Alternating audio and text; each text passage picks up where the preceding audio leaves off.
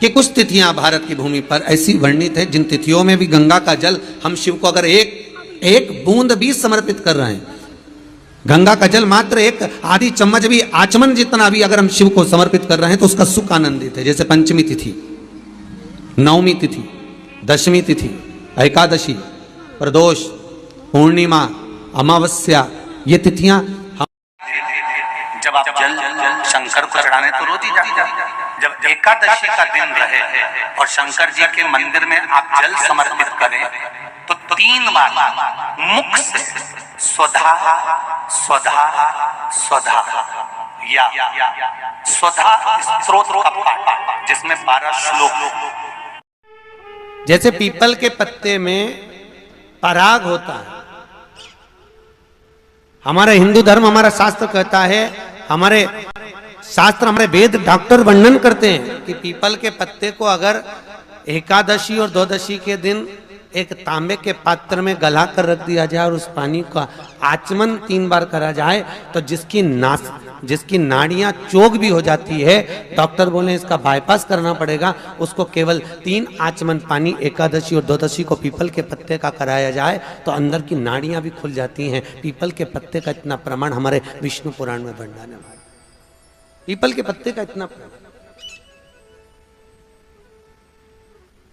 People के पत्ते का इतना लेख है। जैसे चर्म रोगधारी व्यक्ति होता है ना, जिसकी चमड़ी सफेद पड़ जाती है, तो उसको क्या करना चाहिए? केवल हिंदू धर्म में केवल एक पीपल का वृक्ष है जिसका पराग झड़ता है, और वो रात्रि को लगभग 10 बजे से 12 बजे के भीतर, 9 बजे से 12 बजे के भीतर पीपल के पेड़ के पत्ते का पानी झड़ता है। उसके नीचे एक थाली रख देना चाहिए और उस थाली में पीपल के पेड़ के नीचे रख दो, और उसका पराग जब झड़ जाए वो पानी को बाल्टी में धो लो, और धोने के बाद उस थाली को उस पानी से 15 दिन, 8 दिन, 20 दिन स्नान करिए। धीरे धीरे चर्म रोग समाप्त हो जाता है। सफ़ेद जो चमड़ी पड़ी वो वापस अपने रंग में आना चालू हो जाती है। कोई डॉक्टर को ही नहीं दिखाना। सबसे पहला नियम एकादशी व्रत का, सबसे पहला नियम है कि आप जिस दिन व्रत करो उसके एक दिन पहले भक्ति का संचार इस हृदय में कर लो। भक्ति का संचार इस हृदय में कर लीजिए। जिस दिन आप व्रत करो, जैसे एकादशी का व्रत कर रहे हो तो दशमी के दिन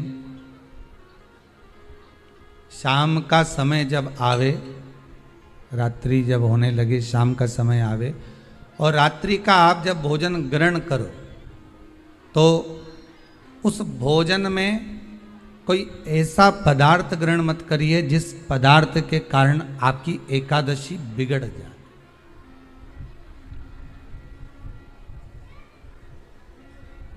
कोई बेकार भोजन हमें ग्रहण नहीं करना, श्रेष्ठ भोजन ग्रहण करिए दशमी के। और एकादशी का दूसरा नियम बहुत ध्यान से सुनिएगा। जिस दिन आपकी एकादशी का व्रत हो उस दिन प्रयास करिएगा कि अपने हाथ से किसी भी वृक्ष की कोई पत्ती टूटे ना। अपने हाथ से किसी भी वृक्ष की, पौधे की, किसी भी वृक्ष की पत्ती अपने हाथ से ना टूटे। बहुत ध्यान दीजिएगा महाराज। एकादशी का ये दूसरा नियम है कि अपने हाथ से किसी पौधे की, किसी वृक्ष की, किसी डाली की कोई पत्ती टूटे ना, कोई पत्ती ना टूटे, इसका प्रयास करिए।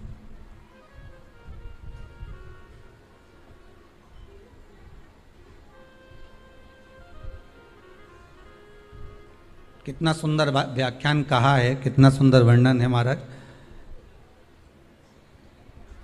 कि मात्र एकादशी का व्रत कर लेने पर, मात्र एकादशी का व्रत कर लेने पर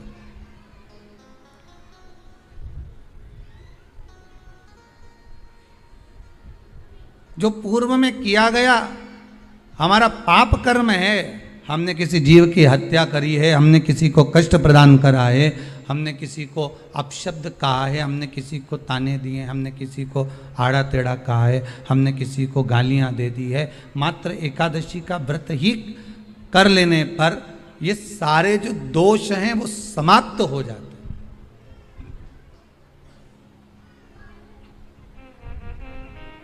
सारे दोष हमारे समाप्ति पर आ जाते हैं।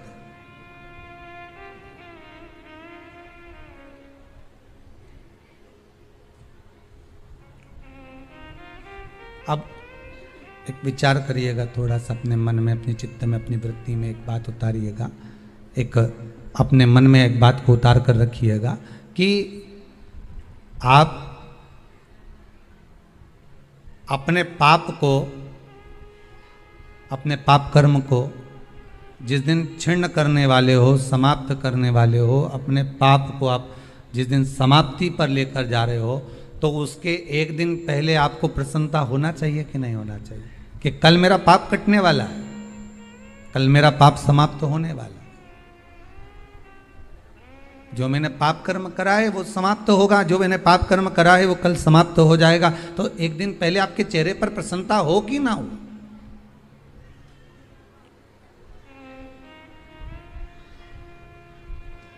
और चेहरे पर वो प्रसन्नता आपके आना चाहिए कि कल मेरा एकादशी का व्रत है, आज दशमी है, कल एकादशी का व्रत है, तो कल मेरी जब एकादशी का व्रत रहेगा तो मेरा ना जाने कितना कितना पाप, कितना असत्य, कितना झूठ, कितना प्रपंच वो समाप्त हो जाएगा। इसमें मुझे प्रसन्नता हो, इसमें मुझे आनंदता हो।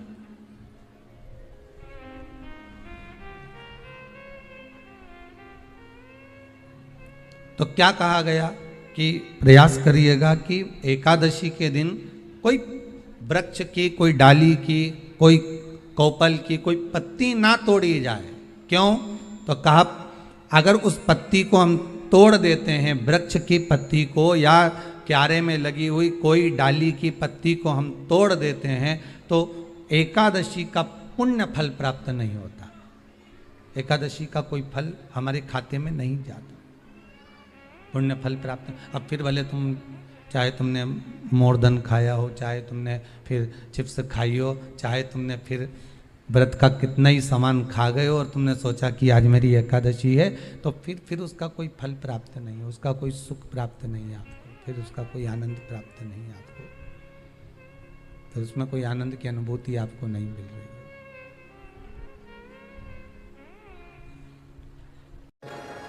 एक प्रश्न आपके भीतर, शिव महापुराण की कथा कहती है, विदेश्वर संहिता कहती है कि एक लोटा जल जब हम महादेव को चढ़ाते हैं, शिव जी को समर्पित करते हैं, तो उसमें से एक अंश पितरों के पास चले गया, एक अंश पूर्वजों के पास चले गया, एक अंश वास्तुशास्त्र के, वास्तु के देवता के पास चले गया, एक अंश नारायण के पास चले गया, एक अंश ब्रह्मा जी के पास चले गया, एक अंश इंद्र के पास चले गया।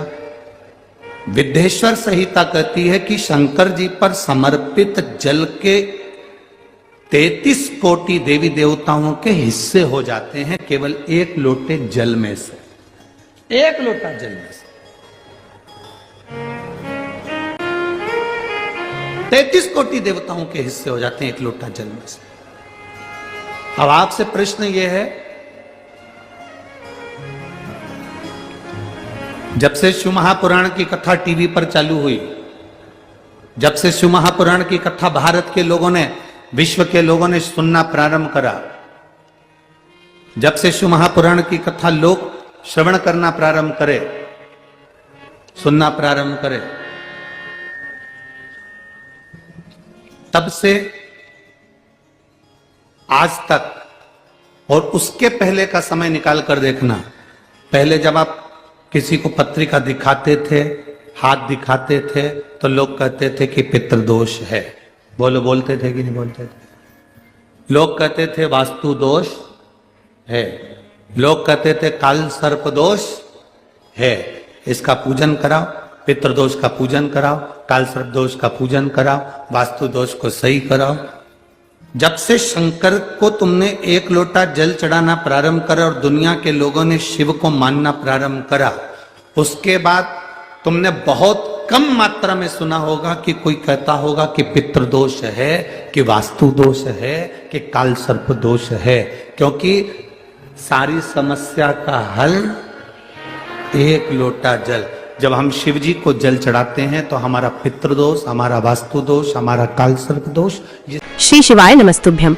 सभी माताओं, बहनों और भक्तजनों से हाथ जोड़कर निवेदन है कि अगर आप इस वीडियो को YouTube पर देख रहे हैं तो इसे लाइक करें और हमारे चैनल को सब्सक्राइब करना न भूलें। भविष्य में आने वाले वीडियो की जानकारी के लिए बेल आइकॉन दबाएं। कमेंट बॉक्स में हर हर महादेव अवश्य लिखें और इस पुण्य के कार्य में अपने दोस्तों और परिवार को भी शामिल करें। इस वीडियो को उनके साथ शेयर करें ताकि वे भी इसे सुनकर लाभ उठा सकें। श्री शिवाय नमस्तुभ्यम। हर हर महादेव।